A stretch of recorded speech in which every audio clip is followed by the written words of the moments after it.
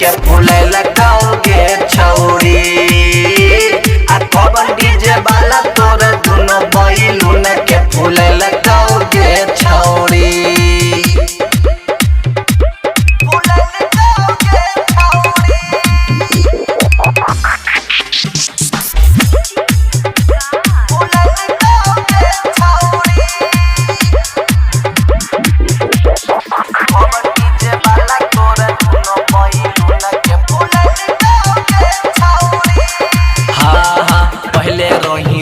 पातर होई गेली मोट गे तोरे तोरे चूसे रही केकर चॉकलेट गे केकर चॉकलेट गे केकर चॉकलेट छौरी पहले रही दुबर पातर होई गेली मोट गे तोरे तोरे चूसे रही केकर चॉकलेट गे गोरे गोरे गलिया पे दांत के दाग के हदेला कहोगे छौरी आ गोरे गोरे गलिया पे दांत के दाग के हदेला छौरी आ कौन डीजे वाला तोरा दुनो बैलून के फूले लगाओगे छौरी आ कौन डीजे वाला तोरा दुनो बैलून के फूले लगाओगे छौरी।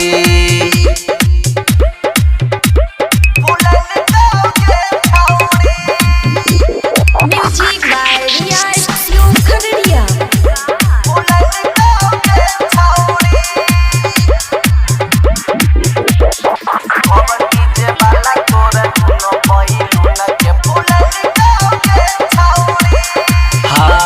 राइटर रूपेश सब जाने छो बात गे सुमन नितेश संगे करे रही घात गे करे रही घात गे करे रही छौरी।